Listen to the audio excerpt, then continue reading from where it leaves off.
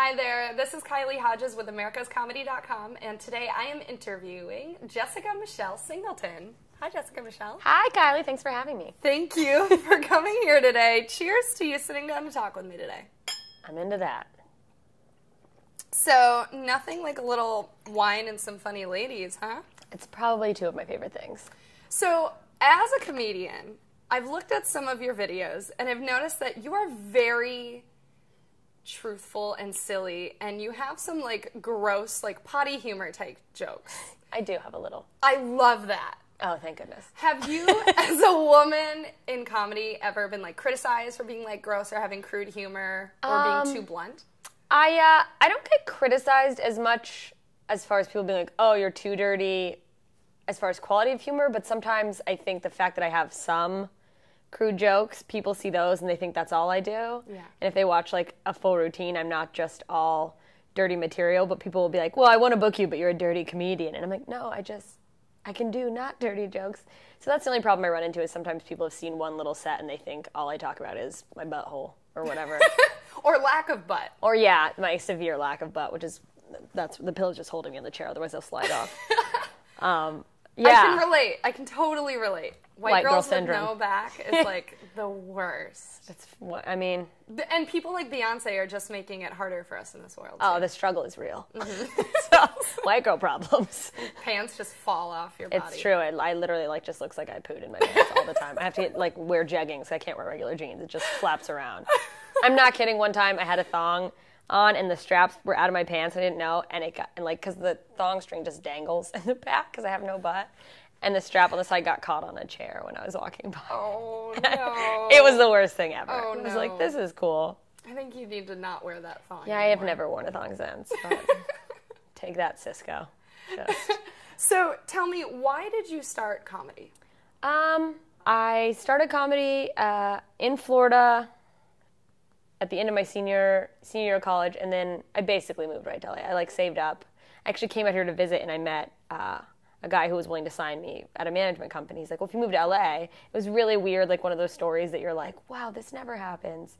And he's like, you know, if you move to LA, I have a good feeling about you. I'll take a chance on you. And so I was like, okay, I'll come to LA, because I was going to go to New York. But I was like, well, this guy thinks I've got something, which is ridiculous now that on either side. But and he wasn't shady or like trying to take your money? He wasn't. He managed me for like a few years, and now I'm not with him anymore, but it was great. I mean, it's the reason I got out here. He gave me a lot of good advice. So that was cool. That's awesome. That's Yeah. wonderful. So you are an international comedian. Tell me a little bit about all of your travels and how you've gotten to that place. Wow. Well, it's the whole international thing's pretty new. I got accepted into this festival. It's a huge festival in Switzerland, the Montreux Comedy Festival. It's the largest and longest running European festival. It's been going on for about 25 years, but this was the first year they had English-speaking comedy, because it's been French for 25 years, and it's a huge deal over there. And they wanted to do an English-speaking portion, so they did. They partnered with a website called Daily Motion. It's kind of like a YouTube, like funny videos and stuff, to get submissions from American comedians. And so hundreds of comedians submitted. I had a ton of friends. We all submitted, and they narrowed it down to 20 people, and then they did kind of like an online voting thing, which I think was to like get the comedians they wanted, but also I think was kind of to like advertise the festival to Americans, and Daily Motion to like promote their site, which is great. Because once they narrowed it down to 10, I got enough votes to get narrowed down to the top 10, but then they picked 5, and they didn't go with just the top 5. The judges picked the 5 they liked the best out of the top 10. So I was the only girl, which was a bummer. It would have been cool to see more girls, but it was awesome. That's pretty cool to be the only girl, too. It was, well, and it's a cool credit to be like, I was the first American female at this festival. And that's pretty, I think, numbers-wise, that's pretty relative. They took 5 people, 1 was a girl, and I think based on the amount of women that there are doing comedy, that makes sense. It's pretty statistical. So I wasn't like, of course I'm not going to be like, women are getting screwed here, because I got to go. But it was so cool. They flew us over to Switzerland for 4 days for the festival. And then some of the comics flew back after the festival, but the flight was already paid for, so I set up my own shows. I set up some shows in Paris. Wow. So I flew to Paris, did some shows in Amsterdam, and then kind of just bummed around. I went to Rome and some places in Germany. It was awesome.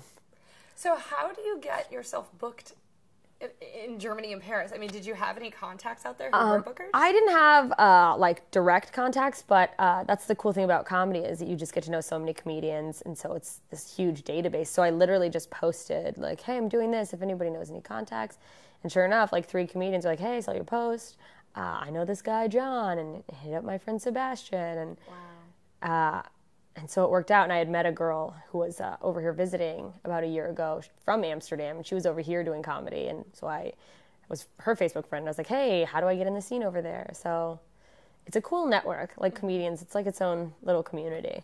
It's a very small world. Yeah, I love it, though, because like coming to LA, it makes it a lot smaller. Otherwise, it'd be terrifying. But you run into the same people. You kind of like, it's almost in a weird way like a family. So during your international comedy tour, did you notice a difference with your American humor compared to those who are international? Absolutely. In Switzerland, you hear Europe and you're like, oh, everyone's sexual and like people are naked on the news. I don't know, I heard stuff like that, but maybe I just hang out with creeps. So instinctively, I was like, oh, I'll do my sexual jokes, and they'll be like, yeah, we're European.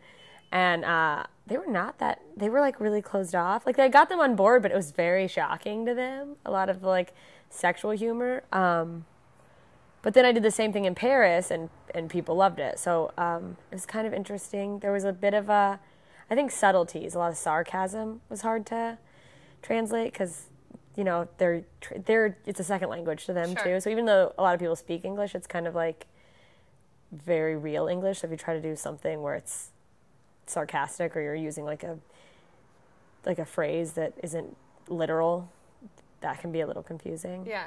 But I did okay. Like, I mean, the shows went well. I found my best show was Paris. And then Amsterdam, I did 2 shows. And the first show, I did really bad. And everyone else in the show was speaking Dutch. So, like, I couldn't even figure out, like, oh, what are they talking about? Like, what is the audience like? And I did the same thing where I was like, oh, I'll talk about, like, things that were shocking to the people in Switzerland because this is Amsterdam, so they'll be into it. And then they explained to me, they're like, oh, don't try to do, like, shock humor because nothing's shocking to us. So next, just do, like, just other jokes or whatever. Don't try to make it a big deal. So I did another set there. The club had me back, and it went fine, just doing regular jokes. But it was interesting that I had to remind myself to slow down, and there was some like language barrier, but it went okay. I felt good about it. I wasn't like, well, I'm killing myself and I should never be international. So how many shows did you do abroad? Not too many. I did 4. I did just 1 at the festival, and then 1 in Paris, and 2 in Amsterdam. And the rest of the time I was just literally roaming around. Living the dream. Yeah, right. Every woman in her 20s from America is like, eat, pray, love.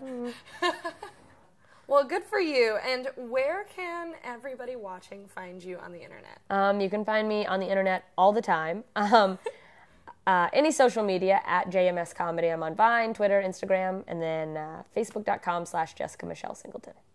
Jessica Michelle Singleton, thank you so much for talking with me today. Thanks for having me. Cheers to that, and follow me on Twitter at the Kylie Hodges, and go to americascomedy.com for more interviews. Thanks for watching. Oh, so good.